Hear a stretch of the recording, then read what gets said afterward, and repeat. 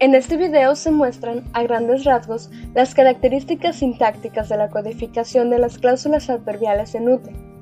Primero, ¿qué son las cláusulas adverbiales? Las cláusulas adverbiales cumplen una función de gran importancia comunicativa, ya que ofrecen información sobre el contexto relacionado con el evento que expresa la cláusula principal. Por ejemplo, situaciones relacionadas con el tiempo, el lugar o las condiciones necesarias para la realización del evento principal. Para ilustrar esto, imaginemos un escenario en el cual se lleva a cabo un evento principal rodeado de ciertas situaciones. La mujer trabaja donde crece el césped mientras sus hijos juegan, para ganar dinero porque su jefe es muy exigente. Tenemos una cláusula principal, una cláusula de lugar, una temporal, una de propósito y una cláusula de razón. La lengua UTE pertenece a la división norte de la familia yuto-azteca.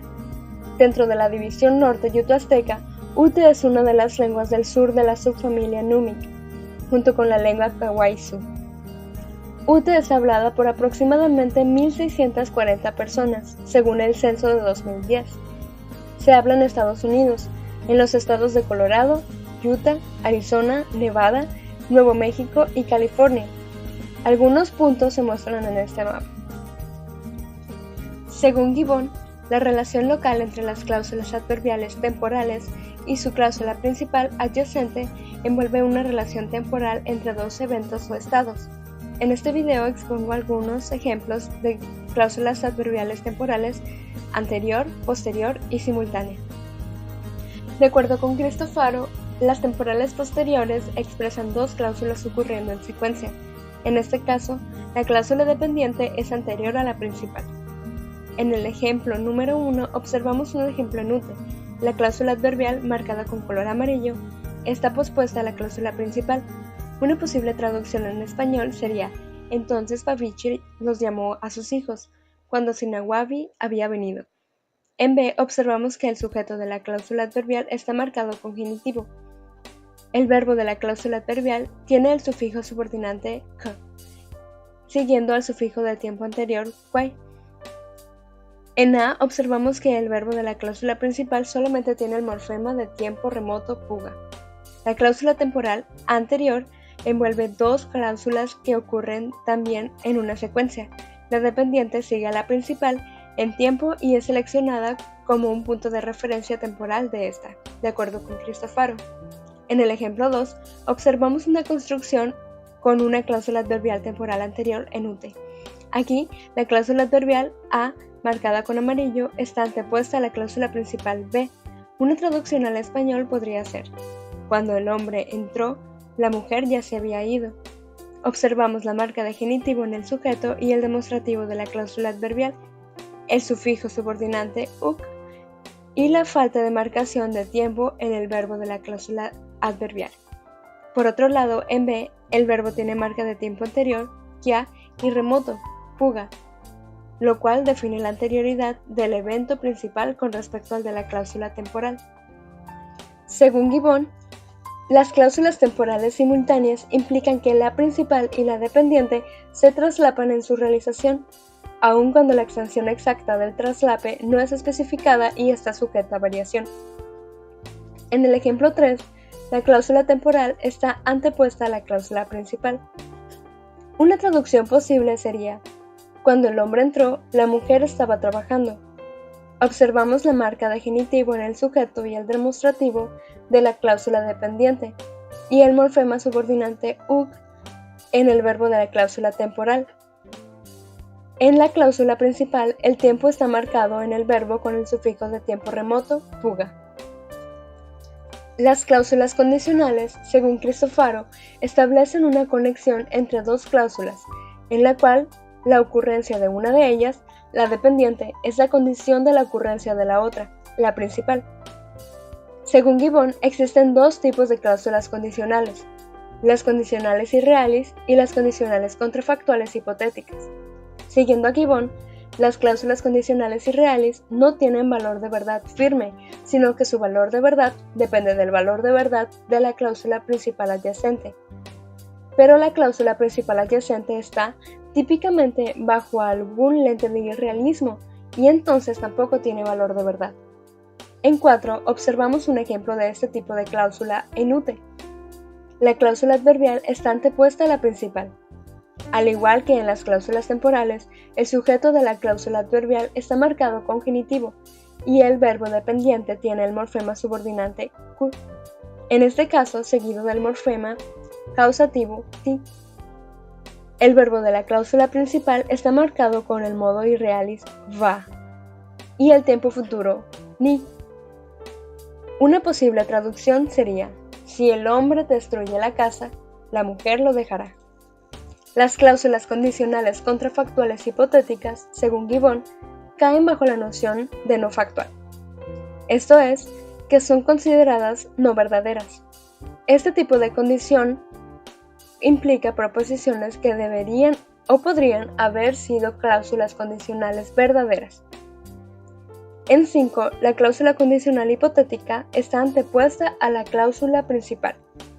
Una traducción al español podría ser: tal vez, si el hombre hubiera venido a la casa, la mujer lo hubiera alimentado. La cláusula principal corresponde a una supuesta consecuencia de una situación hipotética, que sería la cláusula condicional. Observamos la marca de genitivo en el sujeto de la cláusula adverbial y el sufijo subordinante ku en el verbo dependiente, siguiendo al morfema de tiempo anterior kai. El verbo de la cláusula principal tiene el sufijo irrealis va, el morfema de tiempo anterior y el nominalizador tu. Las cláusulas concesivas, según Gibbon, envuelven un contraste u oposición a una expectativa, en términos de lo que el hablante espera que el oyente sepa o encuentra sorprendente.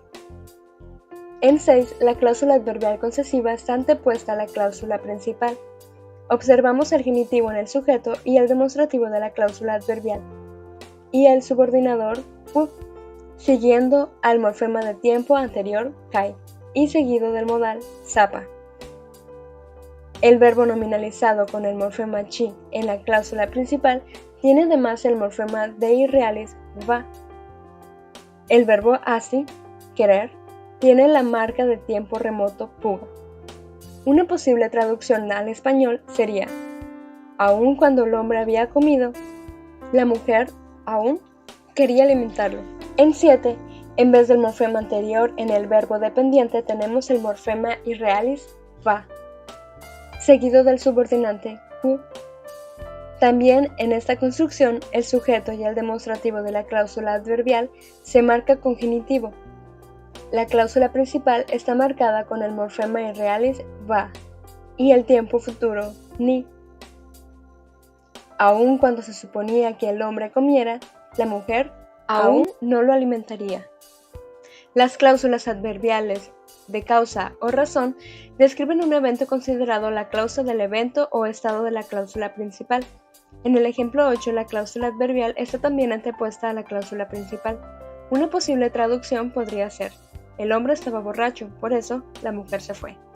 El sujeto y determinante de la cláusula adverbial están en genitivo y el verbo marcado con tiempo anterior yai, seguido del subordinante ku. El verbo principal tiene marca de tiempo remoto puga.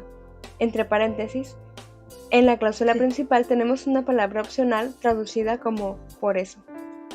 Las cláusulas de propósito codifican el propósito por el cual la acción en la cláusula principal ha sido realizada. Según Gibbon, están comúnmente relacionadas con las cláusulas principales agentivas. Después, en Gibbon 2001, encontramos que la restricción semántica de la cláusula principal no es tal que deba codificar una acción, sino que debe envolver una elección o control. En 9, tenemos una cláusula adverbial de propósito siguiendo a la cláusula principal. En esta construcción, ambas cláusulas comparten el mismo sujeto, el cual está omitido.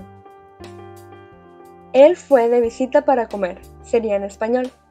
La cláusula adverbial está formada por el verbo, el sufijo de irrealis va y el nominalizador chi. En 10, la cláusula adverbial de propósito también está pospuesta a la cláusula principal. El sujeto de esta está marcado con genitivo y el verbo con el morfema irrealis va, y el subordinante Q en lugar del nominalizador. La traducción podría ser: fue a la casa para que lo alimentara. Finalmente, podemos concluir con 3 características sintácticas de las cláusulas adverbiales en UTE. Número 1. El subordinador en el verbo de la cláusula adverbial. Número 2. El caso genitivo en el sujeto y el demostrativo de la cláusula adverbial. Y número 3. Las relaciones de tiempo, aspecto y modo del verbo de la cláusula adverbial y el de la cláusula principal.